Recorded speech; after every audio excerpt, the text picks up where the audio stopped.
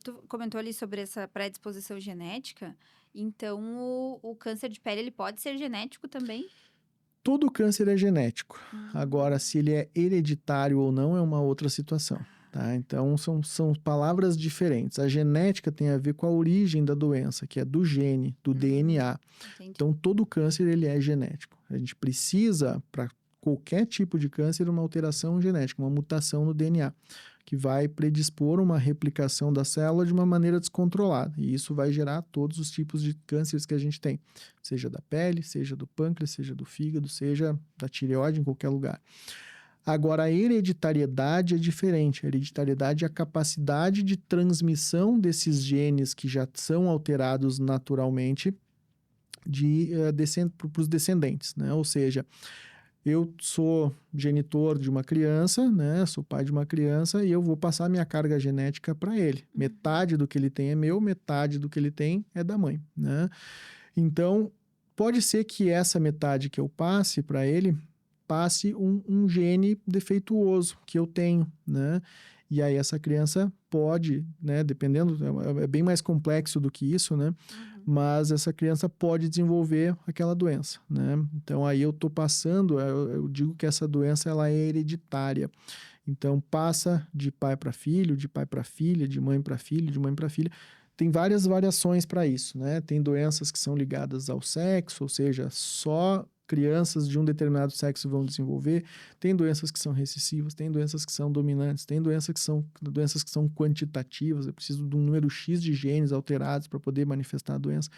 Mas o que caracteriza a hereditariedade é isso, é a capacidade de transmissão da doença para os descendentes, né? Então existem sim síndromes que são hereditárias, né?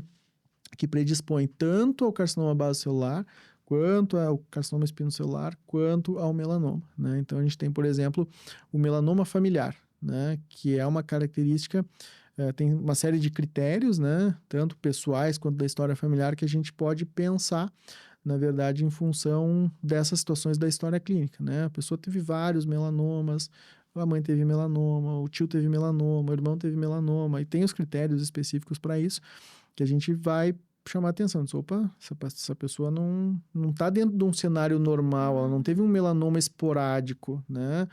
Ela teve já 3 melanomas com 40 anos. Isso não é normal. Então a gente vai buscar na história para ver isso direitinho e aí vai estudar melhor, né, do ponto de vista genético essa pessoa para ver se ela tem uma alteração genética ou não. Do ponto de vista prático, o que isso muda? A gente, infelizmente, não tem tratamento para essas síndromes, né? Não tem como a gente ir lá e mudar o DNA de todas as células do corpo. Sim. Impossível, né?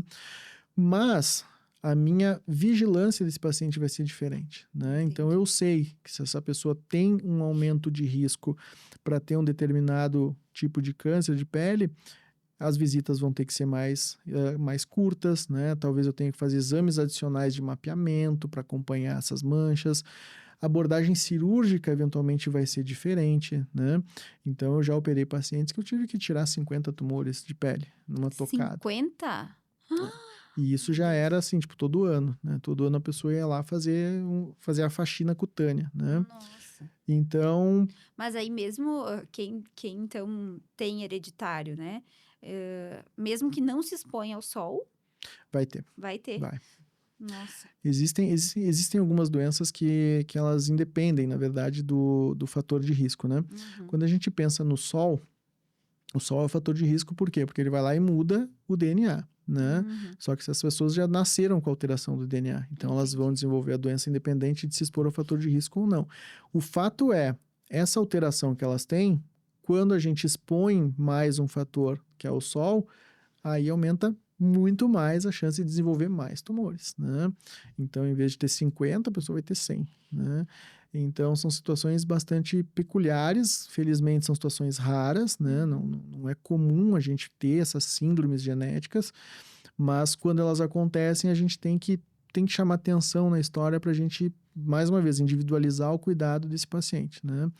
Então, por exemplo, para um paciente que tem 50 tumores cutâneos, talvez eu não precise, né, fazer uma cirurgia tão regrada, com uma margem oncológica tão precisa, porque eu sei que eu vou operar ela hoje, daqui a 6 meses vai ter um tumor nascendo do lado, né? Nossa.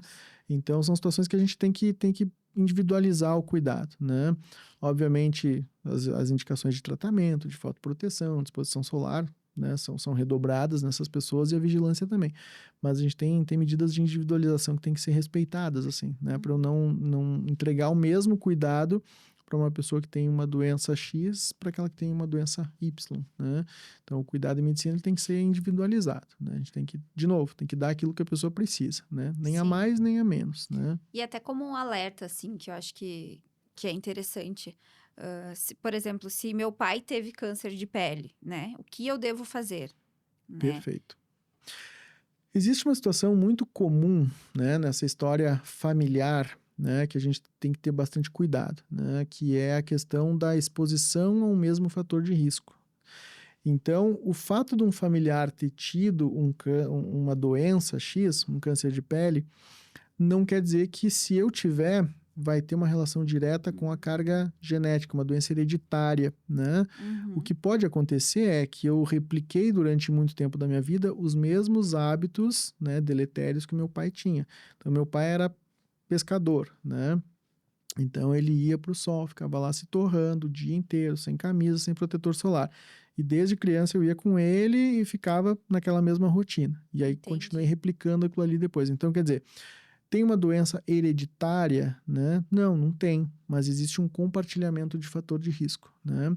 Isso é muito Nossa. comum quando a gente pensa, por exemplo, em famílias que múltiplas pessoas são fumantes, né? Ah, mas meu pai tem asma, meu irmão tem asma, minha mãe tem asma, tá, mas é genético, é hereditário? Não, simplesmente porque todo mundo fuma, né? Olha só que Ativamente ou interessante. passivamente, E né? geralmente tu te leva direto a pensar que é hereditário, né? Exatamente. Então, claro, algumas situações a gente tem que pensar, né? Quando foge do padrão habitual, né? Então, são muitos familiares acometidos pela mesma doença. A pessoa tem uma apresentação da doença atípica, né? Então, um quadro de um câncer que a gente esperaria com 70 anos, a pessoa tem com 20, né? O normal seria ter ali um tumor, a pessoa tem 3, 4, né? Naquele período de tempo. Então, são coisas que fogem automaticamente do padrão. E aí a gente tem que ter um olhar diferenciado, né? Até porque em algumas situações a gente consegue atuar de forma mais preventiva, não com a pessoa necessariamente, mas com a prole dela, né? Entendi. Então, se eu tenho uma doença que foi caracterizada como uma síndrome genética e eu tenho um filho, talvez o meu filho também tenha, né? Então, se eu estudar geneticamente essa criança e identificar essa mutação genética, o cuidado preventivo com ele vai ser diferente, né? Então, tem algumas coisas que a gente tem que prestar atenção na história em função disso, né? De forma muito mais preventiva, porque de fato a gente não tem um tratamento específico para síndromes genéticas, né? Infelizmente a gente não chegou nesse momento ainda. É verdade. Tomara que chegue num futuro próximo. É verdade.